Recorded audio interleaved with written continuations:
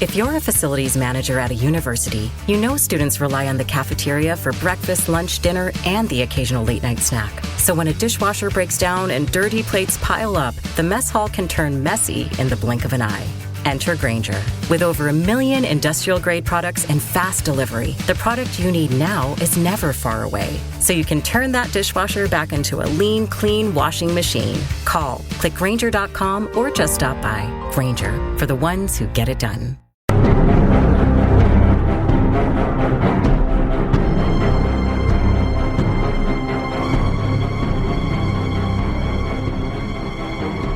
Welcome to Criminalist Behavior Podcast. This is the Patreon episode, and I just really want to give you a shout out right quick. Thank you so much for being a patron.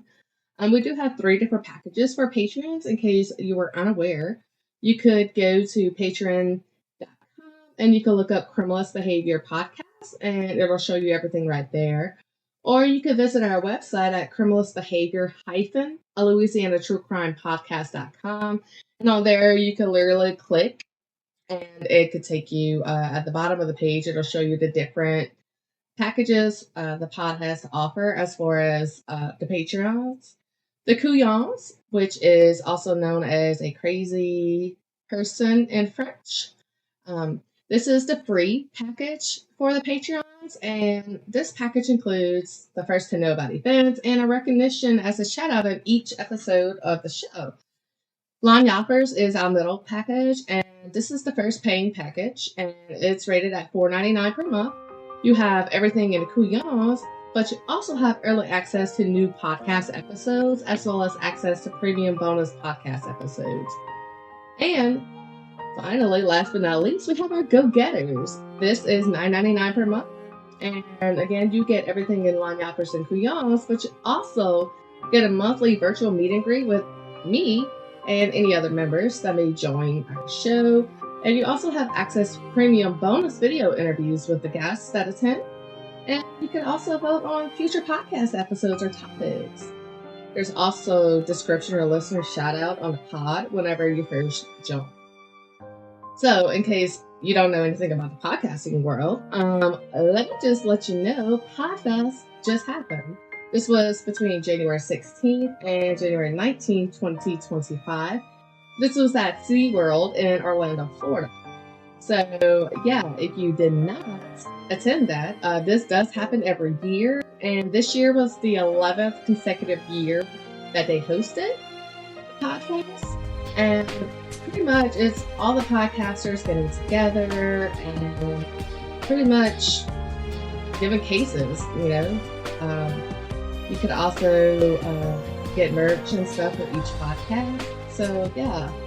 I'm looking to attend Podfest next year. I didn't get to do it this year, but I'm attending it next year. And also, we got the iHeartRadio Awards. They already voted on those, but yeah. There's some little news for January. We're just waiting on the winners for the iHeartRadio Awards. And in case you haven't heard, we did launch our merch, so check out that. It is on our website. It's literally, I would say in the middle of our website page, but literally if you have Meet the Creator Owner, and then on the bottom right of my picture, it says support the pod and grab your merchandise here. You click that and it'll bring us to the page, and y'all just check out the merch. I am also working on trying to create my own merch. And y'all, I just gotta learn how to do this cricket thing or circuit thing, whatever it's called. I'm trying, but y'all bear with me. But we do have merch, and I plan on making personal merch as well. And in the future, I plan on actually giving those out to my Patreon, so y'all look forward to that. So yeah, again, thank you so much for supporting the show. And today's case is, quite frankly, very disturbing, as all cases I do tell are, but it's called Baby Under the Bed, a hidden secret reveal. Now, I'm going to go ahead with my whole trigger warning. This episode may contain content of a graphic nature, including descriptions of physical and sexual violence against adults, children, and animals. Listener discretion is advised. Today is Patreon episode number 1. If this is your first time listening, hi, my name is Sarah Studier, and I'm your host for Criminalist Behavior Podcast. I really want to thank you for listening to this show and supporting us, and I hope you enjoy it. So, a mother in England has received a sentence for concealing her infant daughter in a drawer, like a dresser drawer. Yeah, a drawer beneath a bed for the initial 3 years of the child's life. Yeah. Take a step back and just think about what I just said. This child is 3 years old. 3. Living in a dresser drawer underneath her mother's bed. I can't even picture a 3-year-old just staying still in one place, more or less underneath a bed in a dresser drawer. Huh? So, on Tuesday, November 26th, 2019, the unnamed woman, because, y'all, they kept this woman's name hidden to protect her identity. Why? Beyond me, I don't understand it, and I look high and low. But I hope I figure it out, and if I do, I will do an update on that case, okay? But she was sentenced to 7 years and 6 months at Chester Crown Court in Northern England. And according to statements released by the Cheshire Constabulary and the Crown Prosecution Service, which is also known as CPS, this ruling followed the mother's guilty plea to 4 counts of child cruelty during a hearing. Authorities have identified the child as a baby girl, the one that was, 3 years old in that dresser drawer. Yeah, noted that she was fed only by syringe. Now, in case you don't know what a syringe is, which, oh my God, you should, but you know those little things that have a little rubber stopper on it and you can pull it back? It's mostly for liquid medicine. You can pull it back and then it'll withdraw the medicine out of the bottle. Yeah, that's a syringe, right? So she was feeding this child, again, all the way up until her 3rd birthday and beyond, through a syringe. Okay? So, authorities have identified that this child was a baby girl, and she was left alone for hours on end while being kept away from her other family members and friends of the family. The charges pertain to the offenses that took place between March 18, 2020 and February 18, 2023. The child was found concealed in a bedroom at a residence in Cheshire in February 2023 and was promptly placed into care of CPS. Following the investigations, it was revealed that the child was born in March of 2020, but had remained undisclosed and unregistered with any of those states. So, this child did not have a name. This child did not have a birth certificate. A social security card wasn't part of the census. There was no record of this child even existing. You catch my drift? So, the child had largely been confined to a bedroom at the residence, even resorting to sleeping in a drawer beneath the bed. Due to the woman's actions, the child really suffered from severe developmental delays, malnutrition, and several untreated medical conditions. The CPS, Crown Prosecution Service, was responsible for public prosecutions in England and Wales, indicated that the baby girl was discovered after the mother's partner, who typically was not permitted upstairs alone, heard a sound of an infant upon returning home to use the restroom. So, this woman's partner, aka lover, boyfriend, whatever you have, did not even know this child existed, okay? How? I don't know. Was this baby just quiet this entire time while I can't, it's beyond me. So, The court was informed that when the woman's partner began to stay overnight, she actually relocated the child to a different room, leaving her alone by herself. Eventually, the partner discovered a child when he returned to the house to use the bathroom.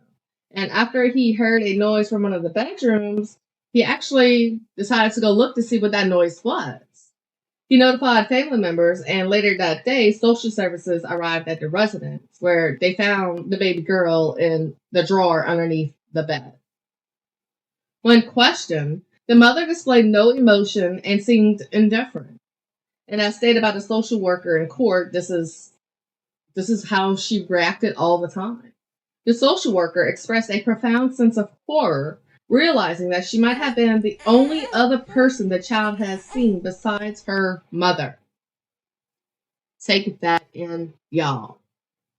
3 years of this baby girl's life, and the only person it has ever seen was its mother, the only person that has ever seen since it was born was its mother, who obviously did not want her and kept her from everything. And it gets better, y'all. It gets better. And when I say better, I mean complete sarcasm. It's not fucking better by any means. But in a police interview, the woman claimed she was unaware of her pregnancy and felt really scared during the birth. She asserted that the drawer was never fully closed and that the baby was not confined there at all times. But she emphasized that the child was not part of the family. How horrible is that? A child, 3 years old at this time that this was found, was not part of the family. That poor, innocent baby, y'all. A statement presented to the court by the child's foster care indicated that it was evident the child did not recognize her own name when they called for her. Defense attorney Matthew Dunford argued that the woman's mental health issues, her tumultuous relationship with the child's abusive father, and the impact of COVID lockdown had culminated in an exceptional set of circumstances. The what? Exceptional set of circumstances? Yeah, I would say so. I would say so. At the very least, a special set of circumstances. This bitch is insane. Obviously, she has some mental issues going on. You want to blame COVID for that? Hell no. He also stated that the other children, because guess what, y'all? This 3-year-old baby girl stuffed underneath the bed in this drawer was not her only child. It was not her only child. They had other children in the home who was actually well cared for. But those children actually got taken away from the mother as well whenever CPS was notified of this baby living in a drawer underneath her bed. Which, hell yeah, they were. They should be.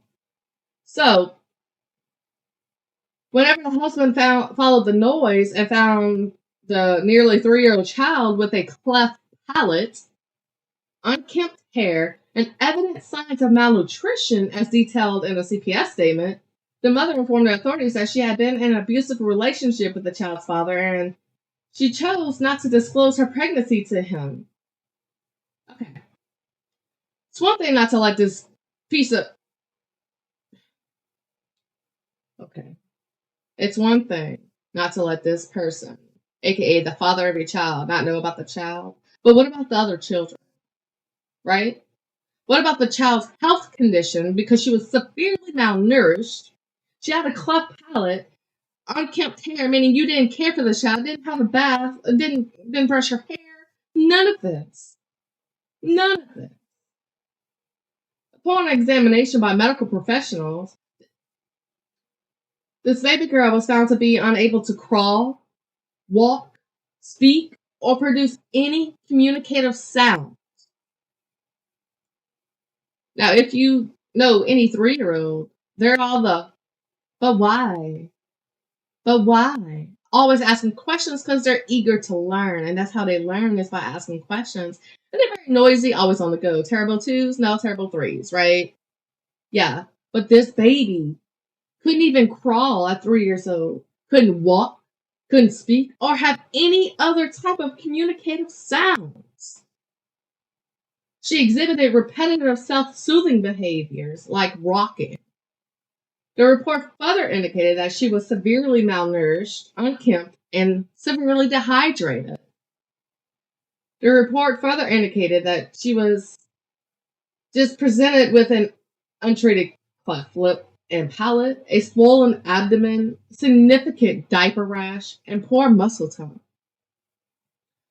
Bruh, this just hurts my heartstrings. Oh my god, it's just pulling them. I can't. This poor baby had to deal with just being treated like this. Diaper rash could hurt. And I'm sure because this baby just wasn't not even known about, that she was bad off. Oh, I can't.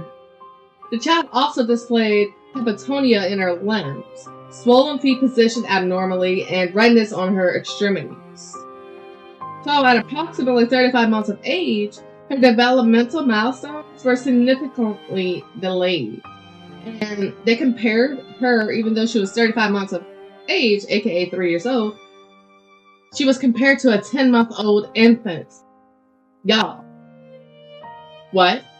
A 10-month-old infant at 3 years old. No.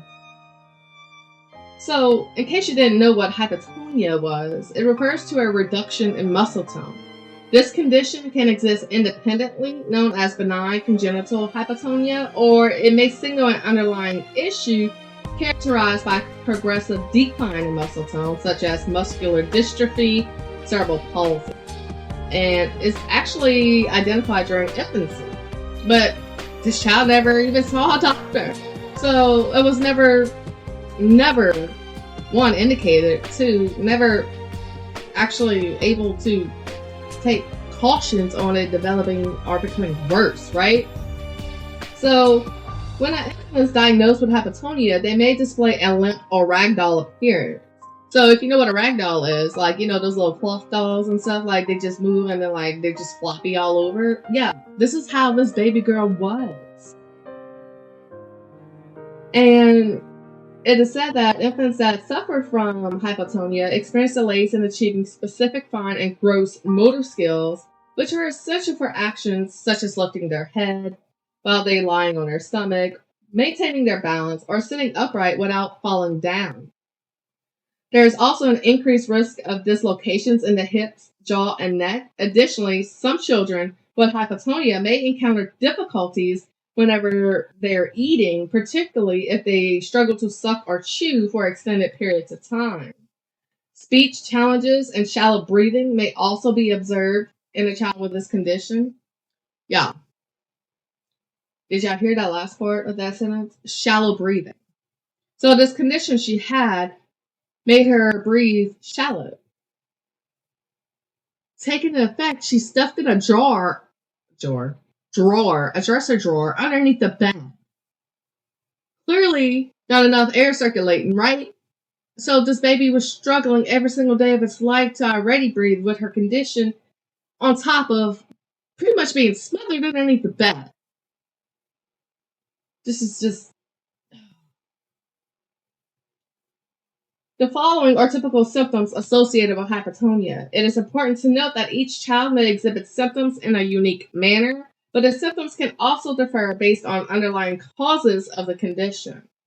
So they have reduced muscle tone, resulting in muscles that feel soft and pliable, the ability to extend limbs beyond their usual range, difficulty in achieving motor-related developmental milestones such as maintaining head control without assistance, rolling over, sitting independently, and walking, challenges with feeding, including prolonged difficulties in sucking or chewing, shallow breathing patterns, an open mouth with the tongue protruding, indicating an underactive gag reflex, and certain forms of hypotonia are non-progressive and of unknown origin, referred to as being benign congenital hypotonia. The child's central nervous system function and intelligence typically remain intact. Those with benign congenital hypotonia may also not face any type of developmental delays. However, some children, and in the case of 3-year-old baby girl here, it may take longer to develop gross motor skills as sitting, walking, running, and jumping. And the signs of hypotonia can be also similar to those other conditions. It may arise from numerous underlying conditions, particularly those affecting the central nervous system, muscular disorders, genetic anomalies, among the prevalent causes are but are not restricted to the following. So these are different illnesses that can be the cause of hypotonia. Down syndrome, muscular dystrophy, cerebral palsy, Prader-Willi syndrome, myotonic dystrophy, Marfan syndrome, and Tay-Sachs disease. So, I know most people heard of muscular dystrophy, Down syndrome, and cerebral palsy.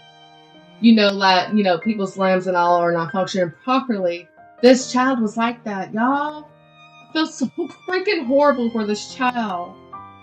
The physician responsible for the child's care will actually have to gather a comprehensive medical history pertaining both to the family and this child.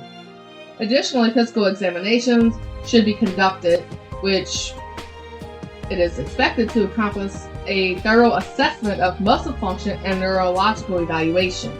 So the neurological assessment is also referred to as a neuroexam, and this is done by various means. It can include lights, reflex hammers, and it's relatively painless for a child. It's really nothing that's going to hurt the child when getting this testing done. They also evaluate the motor and sensory abilities. They assess balance and coordination. They examine the mental status of the child, seeing if the child is aware and engaged with their surroundings. They test their reflex and their nerve function. And depending on the suspicions of your child's physician, the following diagnostic tests may employ to identify the underlying cause of your child's muscle weakness. So, they use an MRI, and that utilizes a combination of the powerful magnets, radio waves, and computer technology to generate detailed images. And it actually is performed to exclude any potential abnormalities related to the spinal cord and the nerves.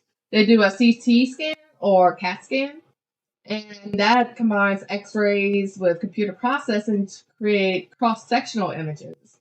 And it pretty much splits the body horizontally and vertically in different planes, and it provides intricate details on various body parts, including the bones, muscle, fat, and organs.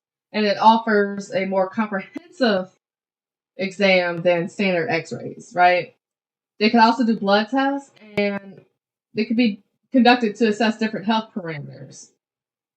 They could do an EMG or electromyogram, and that evaluates the functionality of nerves and muscles. The EEG, which is electroencephalogram, that test could be performed to get the brain's electrical activity known as brain waves. And that is done so if you had an EKG or a heart monitor or anything, you ever seen that done, it's pretty much like the same thing, but it's on your head, and the smaller electrodes that they put all over your head, and it looks crazy after they apply all of the electrodes because wires are coming from your head, and they put a sock on it, and they just measure your brain waves. They could do a spinal tap, which is also known as a lumbar puncture, and that measures the pressure within the spinal canal. And they could also take cerebral spinal fluid for analysis. And that cerebral spinal fluid, CSF, is the fluid that surrounds and protects your child's brain and the spinal cord, right? So overall, to diagnose hypotonia, this all tests that can be done. There's no specific therapy necessary for benign congenital hypotonia. Children experiencing that condition may require intermittent treatment for common issues associated with the hypotonia, which can be frequent joint dislocations. So I'm not sure if you're familiar, and I might be showing my age here, but that movie Unbreakable, it stars Bruce Willis and Samuel L. Jackson, I think. Yeah, Samuel L. Jackson. But basically, that movie, Bruce Willis, he never got sick a day in his life. He never broke a bone, nothing, right? However, on the flip side of that, you got Samuel L. Jackson in there, and it's like he's made of glass, right? Whenever he was born with pretty much every bone broken in his body. Like, this is pretty much what it's like. Frequent joint dislocations, okay? That's the best synopsis I can get to compare to this, right? One of the causes of the child's hypotonia, they could have tailored treatment programs to treat this. They aim those type of programs to enhance muscle strength and sensory stimulation. And they typically include physical therapy, which can be provided through early intervention. So if this child would have received this whenever they were born, I am sure it will be in better shape than she is at 3 years old compared to a 10-month-old, right? But there's also therapeutic approaches as well. So, like I was saying, the social worker, who was one of the first responders, testified in court against this unnamed mother, expressed that whenever she seen that child, she was astonished at the sight. She was found sitting in a divan drawer, looking up in a state of distress. I can't imagine how that social worker was feeling when they noticed that child. Y'all, children, I don't even care if I know them, I don't know them. Children are children. You don't mess with a child. And to treat it like this. Baby, you should be underneath that jail. So, the social worker stated to the mother the following: "Is this where you keep her?" The mother responded in a straightforward manner, "Yes, in the drawer." So the social worker said she was taken aback by the mother's lack of emotion, as she seemed indifferent to the gravity of the situation. And when the social worker asked the mother if anyone else has ever seen the child, the mother replied the following statement, y'all. "Matter of factly, yes, in the drawer." So the social worker said it struck her with profound horror that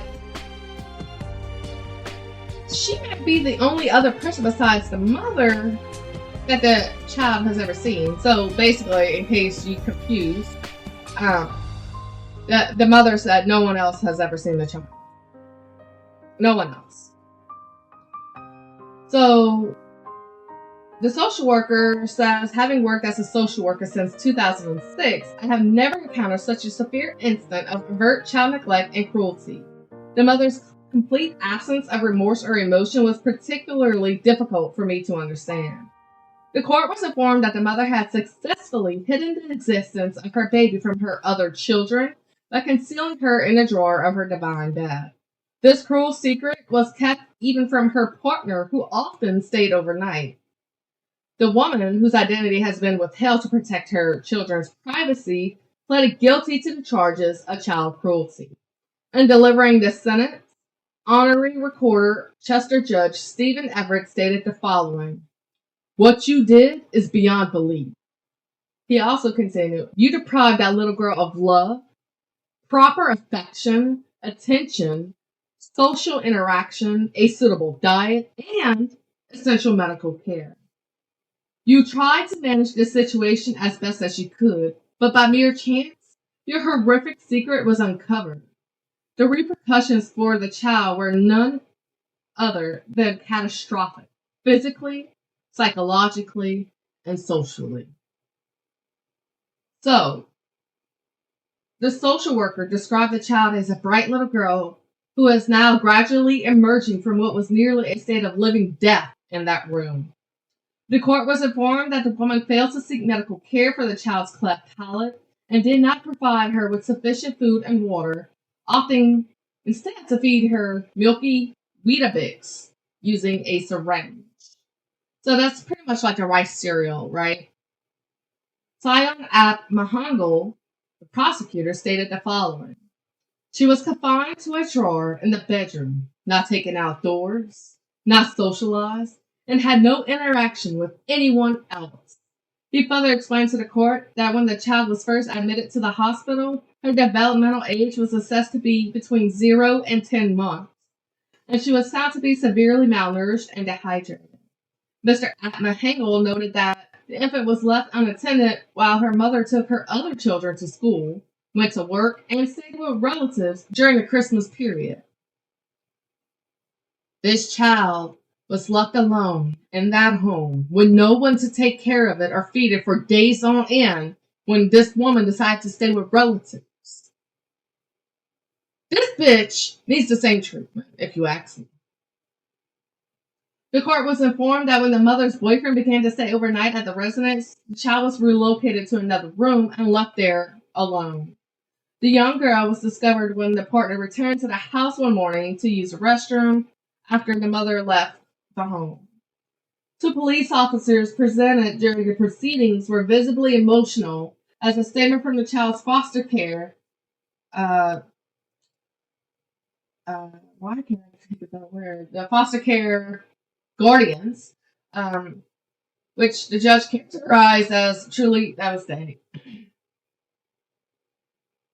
The guardians from foster care stated the following. It became very clear that she did not recognize her own name when we addressed her. In her interview with the police, the woman expressed that she was unaware of her pregnancy and felt really scared at the time of giving birth. She clarified that the baby was not kept in a drawer beneath the bed at all times, and also noted that the drawer was never closed. Yet she conveyed to officers that the child was not part of the family. Let me stop right here right quick.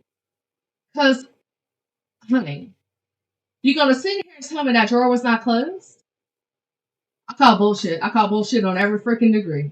Because if that drawer was not closed, somebody else would have seen that baby. Your partner, the one that you say is like abusive and shit. Yeah, he would have noticed that baby if that drawer wasn't closed. Lie to someone else, baby, because you're not lying to me. This is complete and utter bullshit. So, Matthew Dunford stated that there existed an extraordinary set of circumstances, right? And they was trying to address that the woman had mental health issues and a tumultuous relationship with the child's father. The defendant, visibly emotional, used a tissue to dry his tears while he recounted how her other children, whom she was reportedly caring for adequately, were no longer residing in the home. Apparently, this woman was unfamiliar with, not the woman. Lord, just makes me so angry. I'm getting tripped up on my words, y'all. The baby was unfamiliar with daylight, fresh air, and she just didn't react like a normal 3-year-old. And according to a spokesperson at CPS, they said the following statements. The reasons for the mother's action remain ambiguous. However, it is not within the purview of the Crown Prosecution Service to determine this. Our responsibility is to ensure that the individual accountable is held to justice. This objective has now been achieved, and the CPS sincerely hopes that the victim in this case will recover adequately to lead to a fulfilling a life as possible in a normalist degree. Detective Constable Rachel D. Nicola remarked the following statement. What this child has endured in her brief life is simply unfathomable. It is beyond comprehension how anyone could permit a child to suffer in such a manner. Senior Crown Prosecutor Rachel Worthington from CPS stated the following. This child has endured severe neglect regarding her health, development, and fundamental care needs since prior to her birth. So there was no prenatal care when the mother was pregnant for her. There was no care up until after CPS discovered this child, whenever it was reported to them. This child has never received a birthday gift, a Christmas gift, or any acknowledgement of these significant occasions. She has no interaction with any of her siblings, and Worthington also noted she had not experienced daylight or fresh air and did not respond to even knowing her name. A social worker engaged in the case characterized the circumstances as overwhelming horror. And hell yes, baby, this is overwhelming horror. Since the beginning of this social worker's career, She never encountered such severe incidents of neglect and cruelty. CPS reported that the child has been making great progress and has undergone 2 surgeries to address her cleft palate, but she still requires additional surgical intervention. If you suspect child abuse, call the Child Help National Child Abuse Hotline at 1-800-4-A-CHILD or 1-800-422-4453. You can also go to the website, that is www.childhelp.org. All calls are toll-free and confidential. The hotline is available 24/7 in more than 170 languages. I'm speechless, and that never happened. I really, really hope this baby girl lives a prosperous life, knows what it's like to be loved, that they find a family that will give them birthday gifts, give them Christmas gifts, and love them unconditionally like their own. This child should not have suffered this much horror in his 3 years of existence. I feel so bad for this child. And this mother, y'all heard what I said, right? This mother only got bare minimum punishment. Bare minimum. And kept saying this child is not part of the family. What? Just be gone. Just be gone. And y'all, I want to thank y'all for supporting the show. Again, thank you for being a patron. And if you enjoyed the show, please rate and review us, y'all. Check us out on iTunes, rate and reviews right there. You can also comment on any of your podcast apps. And shoot us an email at criminalbehaviorpodcast@gmail.com. Or, you know what? We got some links on the website you can check out. Criminalist Behavior Louisiana True Crime Podcast.com. And yeah, check it all out. And look at our merch. So be sure to come back next week. Oh, by the way, I wanted to let y'all know, today is Friday, but I will be getting all Patreon episodes posted on Sundays. And today y'all just getting a bonus. So Sunday I'll be posting another one. And that one is going to be Betty Lou Beats, the nation's known Black Widow. So thank you for being a Patreon. Until then, this is your host, Sarah City. And tell your friends, tell your family, tell everyone about the podcast. And it really helps the show, y'all. And if you want to become a guest, guess what? I would love to have you. If you have a case suggestion, send it to me. Would love to do it. And thank y'all. And I really hope y'all have a great day. Bye.